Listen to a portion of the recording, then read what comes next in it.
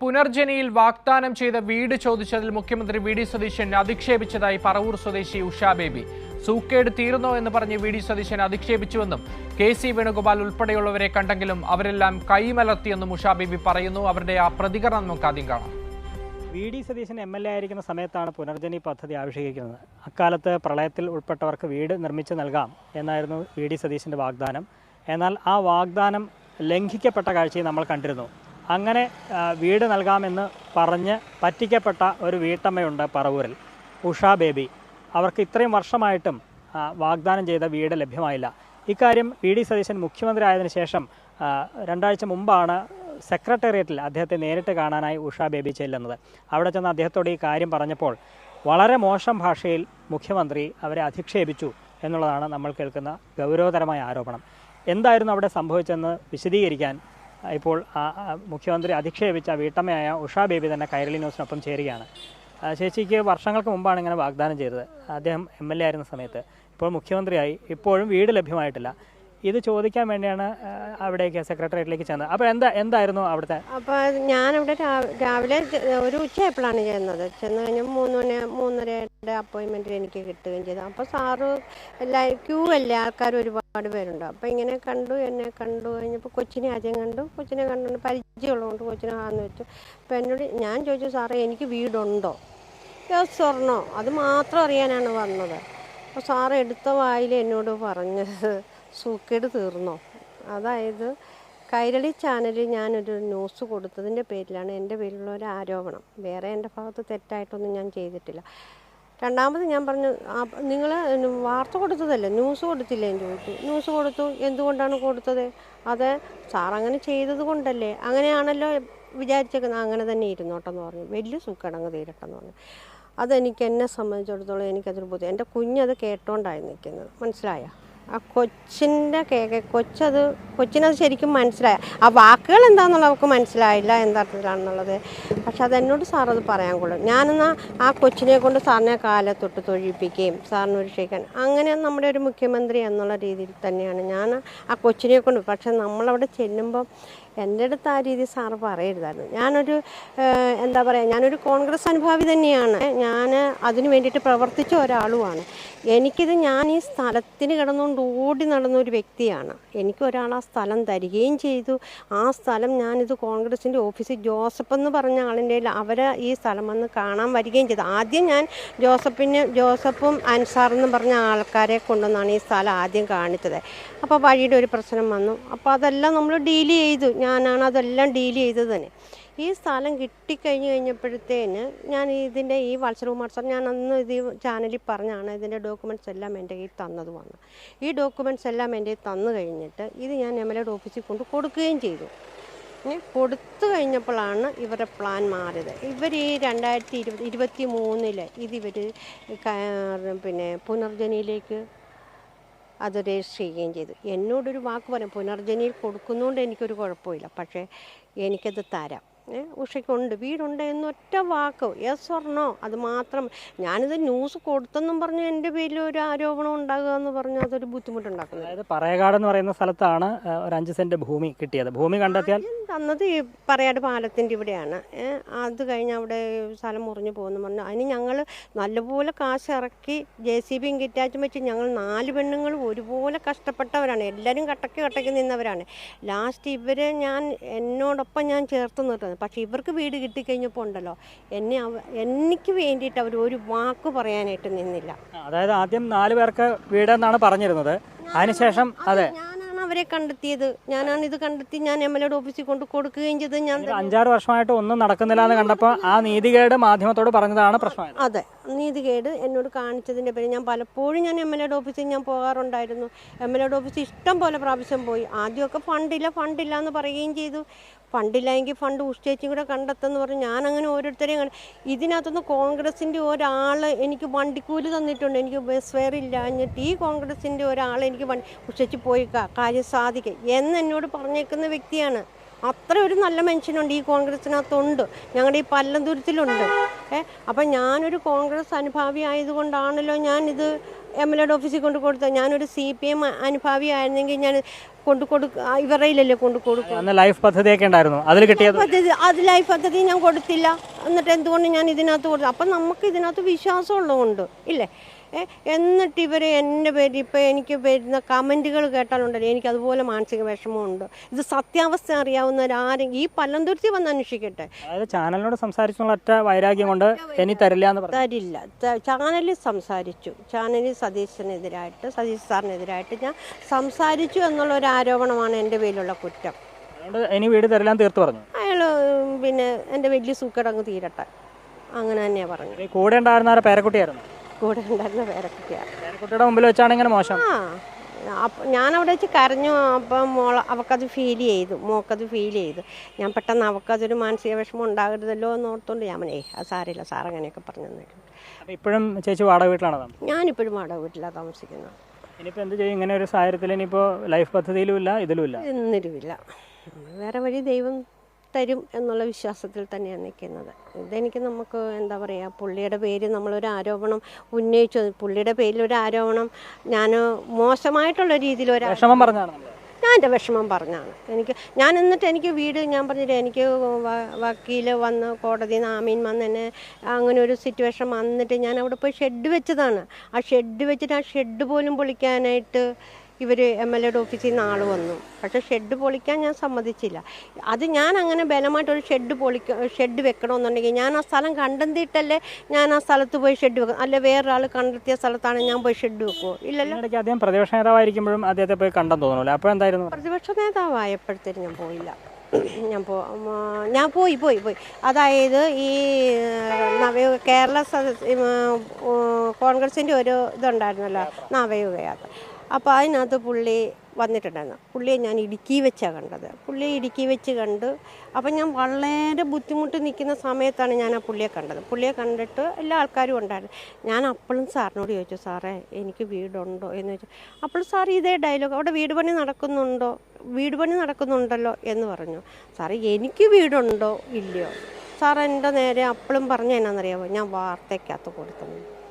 ഈ കൈരളി ചാനലിൽ കൊടുത്തെന്നുള്ള ഒറ്റ ആക്ഷേപമാണ് എൻ്റെ പേരിലുള്ള ആരോപണം. എന്ത് ചെയ്യണമെന്നറിയില്ല. നമുക്ക് ഒരാൾ ദാനം തന്ന ഭൂമി അത് ഞാൻ ഇങ്ങനെ എന്താ പറയുക ഒരാളിനെ ഏൽപ്പിച്ചിട്ട് ഞാൻ ആ പാർട്ടി നിന്നുകൊണ്ട് തന്നെ ഞാൻ അവരുടെ കൊണ്ട് കൊടുത്തതാണ് എൻ്റെ വന്ന തെറ്റ്. മറ്റ് പാർട്ടി പ്രവർത്തകരൊന്നും സഹായിച്ചില്ലേ? കോൺഗ്രസ് അനുഭാവിയാന്ന് പറഞ്ഞു. വേറെ പ്രവർത്തകരാരും സഹായിച്ചില്ലേ? വേറെ പ്രവർത്തകരൊന്നും സഹായിച്ചില്ല. ഞാൻ എന്നിട്ട് ഈ ഒരു വിഷയം ഉണ്ടായിട്ട് ഞാൻ ആലപ്പുഴ KC വേണുഗോപാൽ സാറിൻ്റെ അടുത്ത് പോയി, ഞാൻ പാലക്കാട് അവിടെ എല്ലാം ഞാൻ പോയി. അവരൊക്കെ എന്താ പറയുക കൈമലർത്തി. നമ്മൾ പിന്നെ ലാസ്റ്റാണ് ഞാൻ ഈ കൈരളി ചാനലിലേക്ക് ഞാൻ വന്നത് തന്നെ. അതാണ് വസ്തുത. അതായത് എല്ലാ വഴികളും അടഞ്ഞു. ഈ തുടർച്ചയായി നീതികേട് അനുഭവിക്കുന്നത് അക്കാര്യം മാധ്യമത്തോട് പറഞ്ഞു എന്നുള്ളതാണ് ഈ പറവൂരിലെ ഈ വീട്ടമ്മയ്ക്ക് ഇപ്പോഴും വീട് നിഷേധിക്കപ്പെടാൻ കാരണം. മുഖ്യമന്ത്രിയായി ചുമതല ഏറ്റ ശേഷവും അദ്ദേഹത്തെ പോയി കണ്ടെങ്കിലും തികഞ്ഞ അവഗണന എന്ന് മാത്രമല്ല അധിക്ഷേപിച്ചു എന്ന ഗുരുതരമായ ആരോപണം കൂടി ഈ പറവൂർ സ്വദേശിനിയായ വീട്ടമ്മ ഇപ്പോൾ ഉന്നയിച്ചിരിക്കുകയാണ്. പറവൂരിൽ നിന്നും ക്യാമറാമാൻ അഖിനൊപ്പം KM Umesh, Kairali news. KM Umesh നമ്മളോടൊപ്പം തത്സമയം ചേരുകയാണ്. ഉമേഷ്, അവരുടെ ഗതികേട് കൊണ്ടാണ് ഇവരുടെയൊക്കെ മുന്നിൽ പോയി നിൽക്കേണ്ടി വരുന്നത്. ഒരു വീടിന് വേണ്ടി അവർ ഒരുപാട് ഓടി, എന്നിട്ടും കിട്ടാതെ വന്നതോടെ, കാലതാമസം വന്നതോടെയാണ് കൈരളിയോട് ഈ കാര്യം പറഞ്ഞതെന്നാണ് അവർ പറയുന്നത്. അതിന് ഒരു സംസ്ഥാനത്തിൻ്റെ മുഖ്യമന്ത്രി ഈ നിലയ്ക്കാണ് ഒരു സ്ത്രീയോട് പെരുമാറേണ്ടത്? മുഖത്ത് നോക്കി അധിക്ഷേപിക്കുകയാണ്.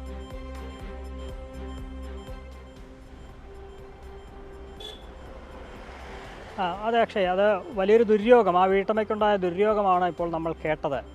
ഈ VD സതീശൻ അദ്ദേഹം MLA ആയിരിക്കെയാണ് ഈ പുനർജനി പദ്ധതി എന്ന് പറഞ്ഞ് പ്രളയബാധിതരെ സഹായിക്കാം എന്ന പേരിൽ പണപ്പിരിവൊക്കെ നടത്തി വീട് നിർമ്മിച്ച് നൽകാമെന്നൊക്കെ ഒട്ടേറെ പേർക്ക് വാഗ്ദാനം നൽകിയത്. പക്ഷേ എത്ര പേർക്ക് വീട് വെച്ച് കൊടുത്തു എന്നുള്ളതൊക്കെ പിന്നീട് നമ്മൾ കണ്ടതാണ്. അതുമായി ബന്ധപ്പെട്ട വിജിലൻസ് അന്വേഷണം നടത്തിയായിരുന്നു. പക്ഷേ അത് പിന്നീട് ആഭ്യന്തര വകുപ്പ് തന്നെ അത് നിർത്തിവെപ്പിച്ചിരിക്കുന്നു. ആ തരത്തിലൊക്കെയുള്ള സംഭവങ്ങൾ മുന്നോട്ട് പോകുമ്പോഴാണ് അന്ന് ഈ പുനർജനി പദ്ധതിയിൽ വീട് കിട്ടും എന്ന് വിശ്വസിച്ച് കബളിപ്പിക്കപ്പെട്ടൊരു വീട്ടമ്മ അവർ ഇപ്പോൾ വീണ്ടും സംസാരിക്കുകയാണ്.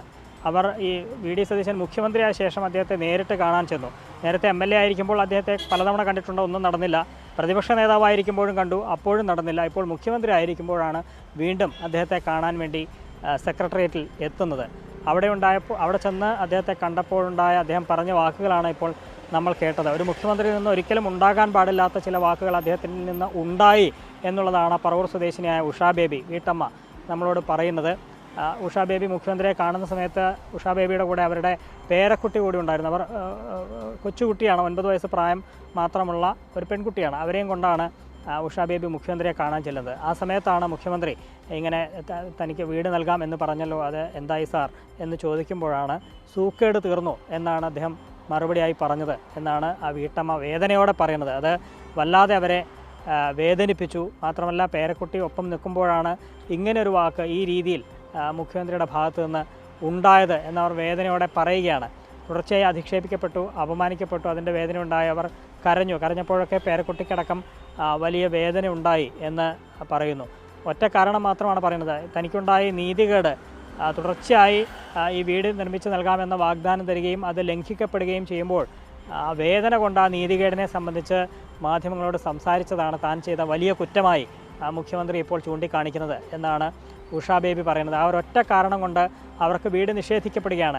ഈ പറയകാട് എന്ന് പറയുന്ന സ്ഥലത്ത് വർഷങ്ങൾക്ക് മുമ്പാണ്, 6-7 കൊല്ലം മുമ്പാണ് ഇങ്ങനെ വീട് നിർമ്മിച്ച് നൽകാം എന്ന് അന്ന് MLA ആയിരുന്ന VD സതീശൻ വാഗ്ദാനം ചെയ്യുന്നത്. ഭൂമി കണ്ടെത്തി നൽകിയാൽ, ആരെങ്കിലും സ്പോൺസർ ചെയ്താൽ അവിടെ വീട് നിർമ്മിച്ച് നൽകാം എന്നായിരുന്നു ഇവർക്ക് നൽകിയ വാക്ക്. അങ്ങനെ ഭൂമി ഒരാൾ നൽകാൻ തയ്യാറായി. ചിറ്റാറ്റുകര സ്വദേശിയായ ഒരാൾ ഇവർക്ക് 5 സെൻറ്റ് ഭൂമി നൽകുകയാണ്. ആ ഭൂമിയിൽ വീട് നിർമ്മിച്ച് നൽകാം, തങ്ങൾ നിർമ്മിച്ച് നൽകാം എന്ന് ഈ പുനർജനി പദ്ധതിക്ക് രൂപം നൽകിയ VD സതീശൻ ഇവർക്ക് വാഗ്ദാനം നൽകുകയാണ്. അങ്ങനെ പുനർജനി ട്രസ്റ്റിൻ്റെ പേരിൽ ഈ ഭൂമി രജിസ്റ്റർ ചെയ്യുകയും ചെയ്തു എന്നുള്ളതാണ്. അവരുടെ പേരിന് പകരം പുനർജനി പദ്ധതിയിൽ ഈ ഭൂമി ആ പേരിലാണ് രജിസ്റ്റർ ചെയ്തത്.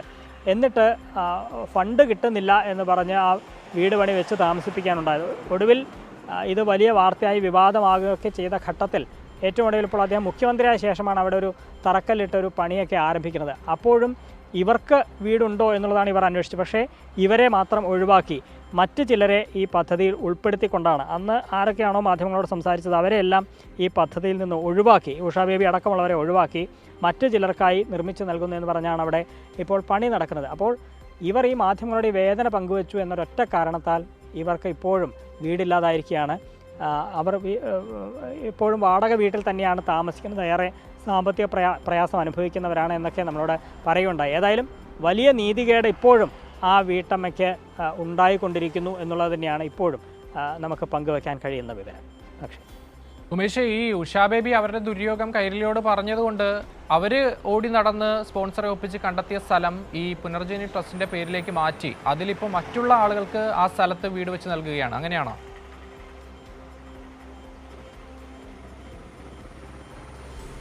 അതെ, ഈ അന്ന് ഇവരാണ് പ്രധാനമായും ഈ സ്ഥലമൊക്കെ കണ്ടെത്താൻ വേണ്ടി ഓടി നടന്നത്.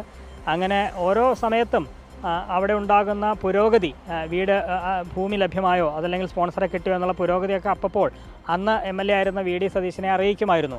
അങ്ങനെ ഇവർക്ക് ഒരു സ്പോൺസറെ കിട്ടി, ഭൂമിയും ലഭ്യമായി, അവിടെ വീട് നിർമ്മിച്ചാൽ മതി. അപ്പോൾ അന്ന് പുനർജനി ട്രസ്റ്റിൻ്റെ പേരിലേക്ക് ഈ ഭൂമി മാറ്റി തുടർന്ന് വീട് പണി തുടങ്ങാം എന്ന് പറഞ്ഞു. ആ സമയത്ത് വർഷങ്ങളായിട്ടും ഏതാണ്ട് 5-6 വർഷം കഴിഞ്ഞിട്ടും ഭൂമി ഇവരുടെ പേരിലേക്ക് മാറ്റിയതല്ലാതെ ഒന്നും നടക്കുന്നില്ല എന്നുള്ളതാണ്. ആ ഘട്ടത്തിലാണ് അവർക്ക് വേദന കൊണ്ട ഇക്കാര്യം നമ്മളടക്കമുള്ള മാധ്യമങ്ങളോട് സംസാരിച്ചത്. ഇത് അദ്ദേഹത്തിൽ വലിയ വൈരാഗ്യ ബുദ്ധി ഉണ്ടാക്കി എന്നുള്ളതാണ് ഇപ്പോൾ ഈ വീട്ടമ്മ പറയുന്നത്. അങ്ങനെ ഇവർ സംസാരിച്ചു എന്ന കാരണത്താൽ ഇവരെ ഒഴിവാക്കി. അവിടെ വീട് പണി നടക്കുന്നുണ്ട് എന്ന് ഏതാനും അദ്ദേഹം മുഖ്യമന്ത്രിയായതിനു ശേഷം അവിടെ ഒരു തറക്കല്ലിടൽ പരിപാടിയൊക്കെ നടത്തിയിരുന്നു. പുനർജനി പദ്ധതിയുടെ ഭാഗമായി വീട് നിർമ്മിക്കുന്നു, അതിന് തറക്കല്ലിടുന്നു, അതിന് മാധ്യമങ്ങളെയൊക്കെ ക്ഷണിക്കുകയും അത് വൻതോതിൽ പ്രചാരണം നടത്തുകയൊക്കെ ചെയ്തു. പക്ഷേ അതിൽ ഈ പറയുന്ന വീട്ടമ്മയ്ക്ക് വീടില്ല, അവരെ ഒഴിവാക്കിയാണ് അവിടെ തറക്കല്ലിട്ടത് എന്നുള്ളതാണ്. ഇപ്പോഴും വീടായിട്ടില്ല, പക്ഷേ ഇനി അത് വീട് നിർമ്മിച്ചാൽ തന്നെ ഇവർക്ക് ലഭ്യമാവുകയുമില്ല. അപ്പോൾ ഇവർ എന്തിനു വേണ്ടിയാണ് നടന്നത്, അവർക്ക് ഇപ്പോഴും അതേ അവസ്ഥയിൽ നിൽക്കുന്നു. അതിന് കാരണം മാധ്യമങ്ങളോട് സംസാരിച്ചു എന്നുള്ള ഒറ്റ കാരണമാണ് മുഖ്യമന്ത്രി പറയുന്നത് എന്നുള്ളതാണ്. ഈ വിഷമം മറ്റ് കോൺഗ്രസ് പ്രവർത്തകരോടും KC വേണുഗോപാൽ അടക്കമുള്ള നേതാക്കളോടും അവർ സംസാരിച്ചു എന്ന് പറയുന്നു. പക്ഷേ അവരൊക്കെ കൈമലർത്തുകയാണ് എന്നുള്ളതാണ്. അപ്പോൾ അദ്ദേഹത്തിൻ്റെ ഒരൊറ്റ വൈരാഗ്യ ബുദ്ധി വെച്ച് ഇപ്പോഴും അവർക്ക് വീട് ലഭ്യമാകാത്ത സാഹചര്യം ഉണ്ടാകുന്നു. അന്ന് ഇവർ തന്നെ വെളിപ്പെടുത്തുന്നുണ്ട്, അവർ ഒരു കോൺഗ്രസ് അനുഭാവിയാണ്. അതുകൊണ്ട് ഇവരിലൊക്കെ വലിയ വിശ്വാസമായിരുന്നു. പുനർജനി പദ്ധതിയിലൊക്കെ അപേക്ഷിച്ചാൽ ഉടൻ വീട് കിട്ടും എന്നൊക്കെ പ്രതീക്ഷ കൊണ്ടാണ് അന്ന് ആ പദ്ധതിക്ക് വേണ്ടി അതിന് പിറകെ നടന്നത്. അന്ന് ലൈഫ് പദ്ധതി ഉണ്ടായിരുന്നു. ഒട്ടേറെ പേർക്ക്, പാവപ്പെട്ടവർക്ക് വീട് ലഭ്യമാകുന്നതൊക്കെ അന്ന് കേരളം കണ്ടതാണ്. ലക്ഷക്കണക്കിന് പേർക്കാണ് അന്ന് വീടില്ലാത്തവർക്ക് വീടായത്. എന്നാൽ ഈ പുനർജനി പദ്ധതിയിൽ വിശ്വസിച്ചുകൊണ്ട് അവർക്ക് ആ ലൈഫ് പദ്ധതിയിൽ അപേക്ഷിച്ചതില്ല. അങ്ങനെ അവർക്ക് ആ വഴി അടയുകയും ചെയ്തു. അവിടെ ഒഴിവാക്കപ്പെട്ട ഇവിടെ കിട്ടുമെന്ന് പ്രതീക്ഷിച്ചു, പക്ഷേ ഇവിടെയും കിട്ടിയില്ല എന്നുള്ളതാണ് യാഥാർത്ഥ്യം. അങ്ങനെ വലിയൊരു പ്രതിസന്ധിയിൽ, ബുദ്ധിമുട്ടിൽ അകപ്പെട്ടിരിക്കുകയാണ് ഈ വീട്ടമ്മയായ ഉഷാ ബേബി എന്നുള്ളതാണ് യാഥാർത്ഥ്യം. അക്ഷയ്. ശരി ഉമേഷ്, എന്തായാലും ദിവസം കഴിയും തോറും നമ്മുടെ മുഖ്യമന്ത്രിയുടെ മുഖം മൂടികൾ ഓരോന്നായി അഴിഞ്ഞു വീഴുകയാണ്. ഇതാണ് അദ്ദേഹത്തിന്റെ യഥാർത്ഥ മുഖം. നമുക്ക് മാധ്യമങ്ങൾക്ക് മുന്നിൽ വന്ന് ചിരിച്ചു കാണിച്ചിട്ട് അദ്ദേഹത്തിന്റെ യഥാർത്ഥ മുഖം ഇതാണെന്ന് ഓരോ പ്രേക്ഷകരും മനസ്സിലാക്കണം. അങ്ങനെയുള്ള കാര്യങ്ങളാണ് ഓരോ ദിവസവും പുറത്തു വന്നുകൊണ്ടിരിക്കുന്നത്. അതുപോലെ തന്നെ പാവങ്ങളോടും അബലരോടുമൊക്കെയുള്ള, ആരുമില്ലാത്തവർക്കുമൊക്കെയുള്ള ഈ സർക്കാരിന്റെ നിലപാട്, സ്ത്രീകളോടുള്ള മുഖ്യമന്ത്രിയുടെ സമീപനമൊക്കെയാണ് വെളിവാകുന്നത്. വിവരങ്ങളാണ് ഉമേഷ് നൽകിയത്.